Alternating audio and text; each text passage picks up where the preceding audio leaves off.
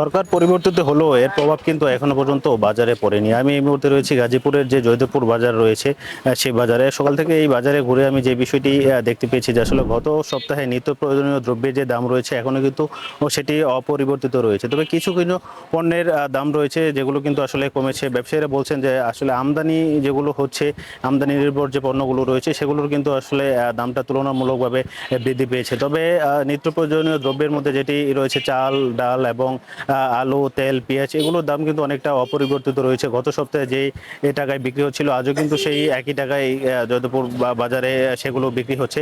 তবে ব্যবসায়ীরা এখন যে বিষয়টি বলছেন যে যেহেতু নতুন সরকার গঠিত হয়েছে, আসলে বাজার নিয়ে এতদিন যে সিন্ডিকেট ছিল এবার কিন্তু এখন সেই সিন্ডিকেট লক্ষ্য করা যাচ্ছে না, যার কারণে কিন্তু তারা আশা করছেন যে বাজারের যে পূর্বে যে আসলে উচ্চ মূল্য ছিল সেই মূল্য কিন্তু অনেকাংশে কমে আসবে। পাশাপাশি গাজীপুরে যে বাজারগুলো রয়েছে সেই বাজারে কিন্তু আসলে শিক্ষার্থীরা নিয়মিত বাজার মনিটরিং করছে এবং ব্যবসায়ীদের তারা আহ্বান করছে যেন আসলে বাজারে আর নতুন করে কোনো ধরনের সিন্ডিকেট গড়ে না ওঠে। আমরা একাধিক ক্রেতার সাথে কথা বলেছি, তারা আমাদেরকে যে বিষয়টি জানিয়েছে আসলে শাকসবজির যে দামগুলো রয়েছে সেগুলো কিন্তু আগের তুলনামূলকভাবে কিছুটা কমেছে। তবে কাঁচামরিচের যে দাম রয়েছে সেটি অনেকটা বেড়েছে এবং টমেটো কিন্তু 180 টাকা কেজিতে বিক্রি হচ্ছে, গাজর 160 টাকা কেজিতে বিক্রি হচ্ছে।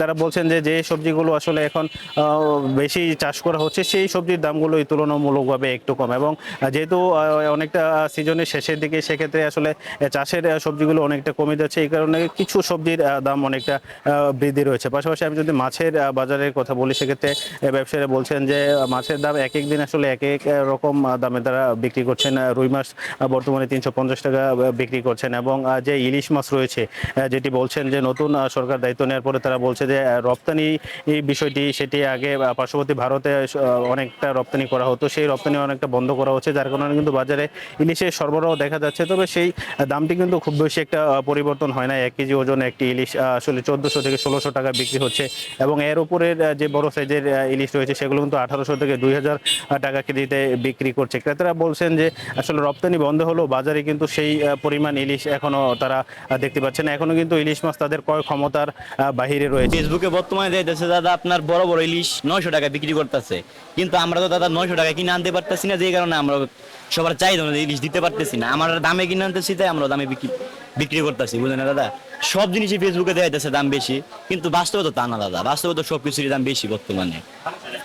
মানুষ এসে বলতেছে ফেসবুকে বড় বড় একটি সাইজ ইলিশ বিক্রি করতেছে 1000 টাকা করে, কিন্তু একটি সাইজ ইলিশ আমরাই বর্তমানে কিনা দিচ্ছি 1400 টাকা করে, তাহলে আমরা 1000 টাকা কেজি বিক্রি করবো কেন দাদা?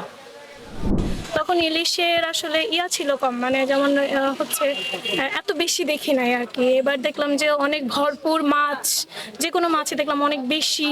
2400 টাকা দেখছি, আর হচ্ছে 1650 টাকা ছিল, 1640 টাকা ছিল, সেখান থেকে এখন 1240, এরপরে হচ্ছে 1100। তো তুলনামূলক তো কম।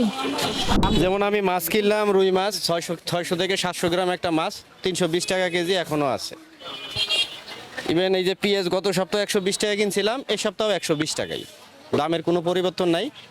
তো আমার ছাত্র ভাইরা যাইরা আন্দোলন করতেছে, দাম হয়তো সীমিত ভিতরে আসবে কিন্তু একটু সময় লাগবে।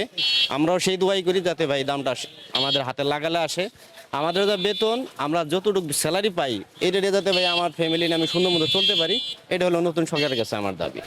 এবং ক্রেতারা আরেকটি যে অভিযোগ করেছে আসলে বাজার যারা নিয়ন্ত্রণ করে অর্থাৎ বাজার কর্মকর্তা এবং ভোক্তা অধিদপ্তর রয়েছে তারা কিন্তু নিয়মিত বাজারে যে তদারকি সেই কার্যক্রমটি তারা করছে না। তারা যদি নিয়মিত আসলে বাজার মনিটরিং করে সেক্ষেত্রে কিন্তু বাজারের যে সিন্ডিকেট সেই সিন্ডিকেট কিন্তু আসলে আর গড়ে উঠবে না। এবং ক্রেতারা আরেকটি বিষয় জানিয়েছে যে বাজারে যে প্রবেশদ্বার রয়েছে সেই প্রবেশদ্বারে কিন্তু দ্রব্যমূল্যের যে তালিকা সেটি আসলে যেন টানিয়ে দেওয়ার ব্যবস্থা করা হয় এবং নিয়মিত এই বিষয়টি আসলে মনিটরিং করা হয়, তাহলেই কিন্তু বাজারের যে একটা সিন্ডিকেট সেটি আর গড়ে উঠবে না। তো এই ছিল গাজীপুরের জয়দেবপুর বাজার থেকে আমার কাছে থাকা সর্বশেষ তথ্য।